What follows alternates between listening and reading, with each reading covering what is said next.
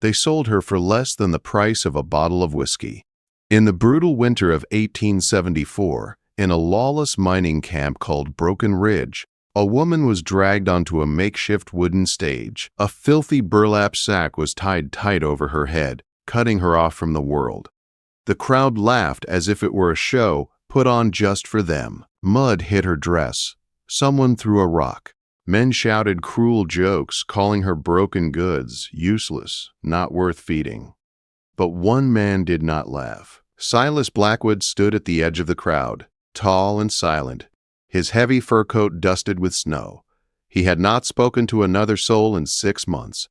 He lived alone, high in the Bitterroot Mountains, far from people, far from noise, far from memories.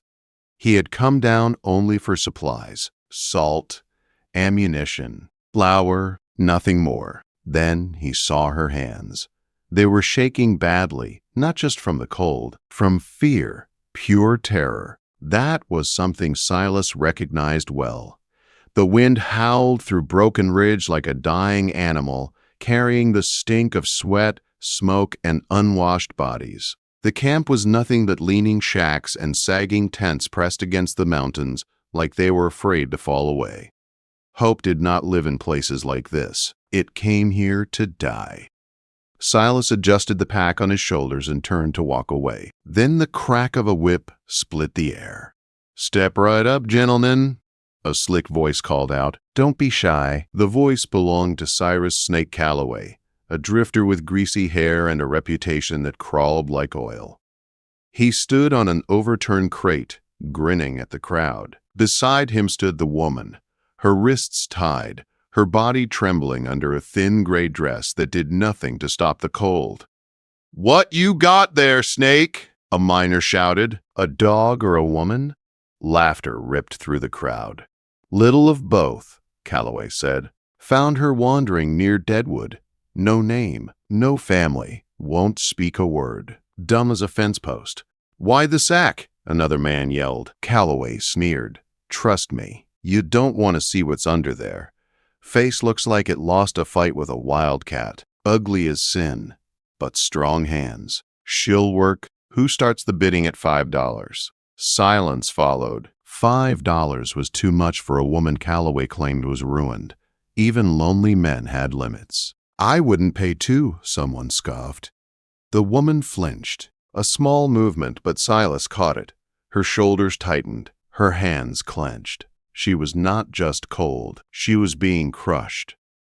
"All right," Calloway snapped, grabbing her arm and shaking her. $3.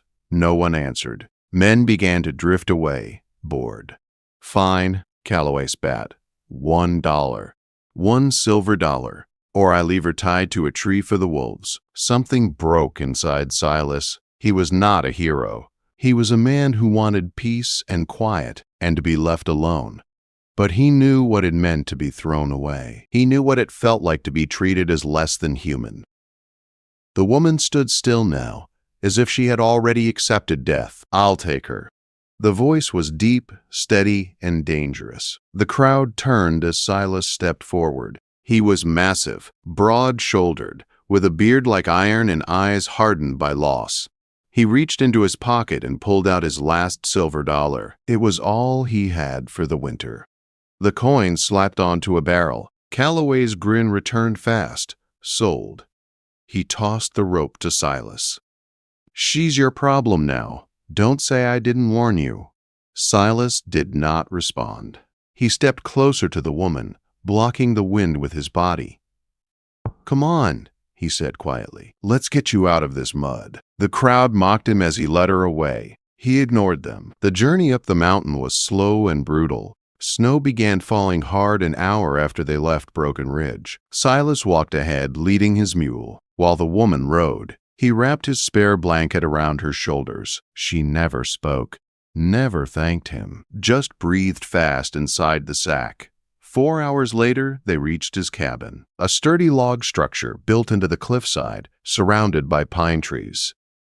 Darkness had already fallen. Silas helped her down. Her legs buckled, and he caught her. She was light, too light. Inside the cabin, the fire was dead and the air frozen. Silas set her in a chair by the hearth and lit the fire. Only then did he turn to her. The sack still covered her head. He pulled out his knife. She recoiled, shaking violently. "Easy," he said. "I'm not hurting you." He cut the rope at her neck and reached for the sack. "Look at me," he said gently. Slowly she lifted her chin. Silas pulled the sack away. His breath left him. There were no scars, no disfigurement. Her face was striking, almost unreal, pale beneath the dirt. One eye was bruised and swollen, her lips split, but beneath the injuries was a beauty that stopped time. Her eyes were violet, sharp, intelligent. Afraid, she studied him closely. "He lied," she whispered. Her voice was soft, educated, nothing like what Silas expected. "Who are you?" Silas asked. She swallowed, then straightened her back. "My name is Adeline Sterling," she said, "and I have just killed the governor of Wyoming." The fire cracked loudly. Silas stared at her. He knew that name.